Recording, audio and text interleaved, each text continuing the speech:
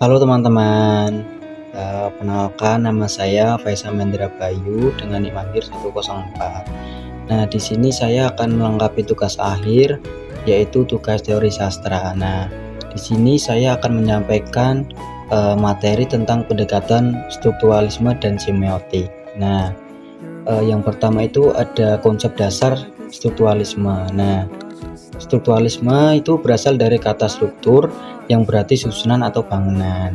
Nah, pendekatan ini berakar dari teori linguistik Ferdinand de Saussure dan dikembangkan melalui tokoh seperti Roman Jakobson, Todorov, dan Roland Barthes. Nah, strukturalisme memandang gaya sastra sebagai sistem yang otonom, artinya maknanya ditentukan oleh hubungan antar unsur di dalam teks, bukan oleh pengarang atau pembaca. Nah, fokus analisisnya adalah unsur intrinsik, yaitu tema, tokoh, alur, gaya, bahasa, dan amanat.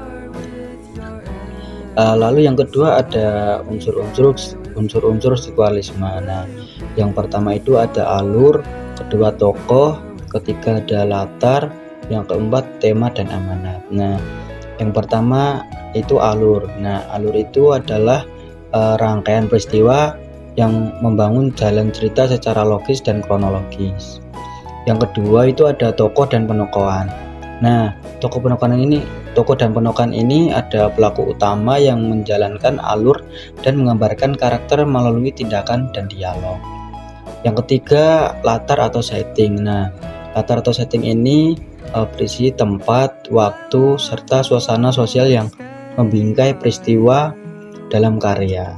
Nah, terus yang keempat ada tema dan amanat.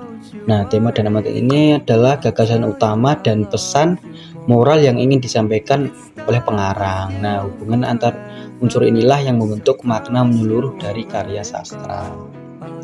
Lalu yang ketiga ada contoh penerapan strukturalisme. Nah, contohnya itu pada karya Laskar Pelangi. Nah, Laskar Pelangi itu temanya itu yang pertama itu ada perjuangan dan pentingnya pendidikan untuk keluar dari kemiskinan. Terus yang kedua itu ada tokoh. Nah, di tokoh di Laskar Pelangi itu ada Ika. Mana Ika ini melambangkan semangat belajar dan keteguhan hatinya. Lalu yang ketiga ada alur. Nah, alurnya itu kronologis. Nah, kenapa kronologis? Karena menggambarkan perjalanan hidup dan perjuangan tokoh. Nah, lalu yang keempat ada latar. Nah, latar Laskar Pelangi ini berada di Pulau Belitung yang menunjukkan keterbatasan sosial dan ekonomi. Nah, analisis struktural membantu memahami bagaimana unsur-unsur tersebut saling mendukung membentuk pesan utama karya. Lalu sekarang tadi kan sudah strukturalisme. Nah, sekarang pendekatan semiotik. Nah, semiotik itu berasal dari bahasa Yunani yang berarti semion atau tanda. Nah, pendekatan ini meneliti bagaimana tanda-tanda seperti kata, simbol, gaya bahasa digunakan untuk menyampaikan makna. Nah, Ferdinand de Saussure menyebut bidang ini sebagai semiologi, sedangkan Roland Barthes mengembangkannya menjadi teori tentang kode-kode makna dalam teks.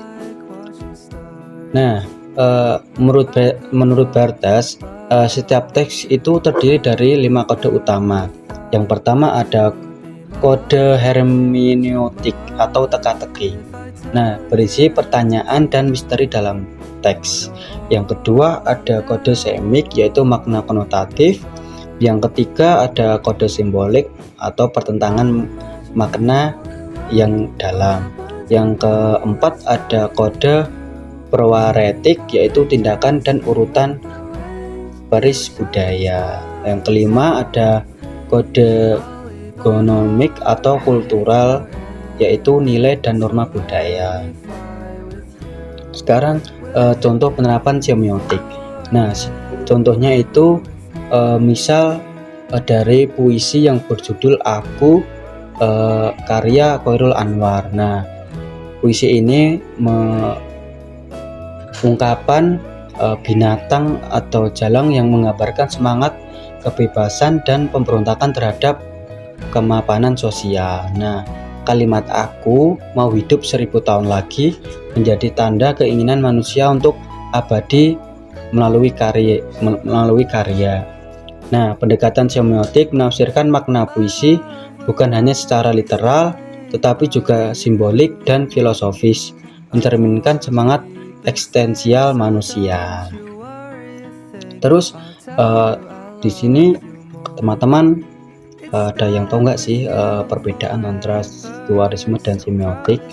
Nah, strukturalisme itu yang pertama itu fokus. Nah, fokus ini fokus pada unsur dan struktur teks. Yang kedua ada orientasi, yaitu analisis bentuk teks. Yang ketiga pendekatan atau otonom dan objektif. Yang keempat itu tujuan, menjelaskan struktur karya itu sendiri. Nah, itu kan tadi strukturalisme. Sekarang semiotik. Nah, semiotik ini yang pertama fokus. Nah, ini fokusnya itu tanda dan makna simbolik.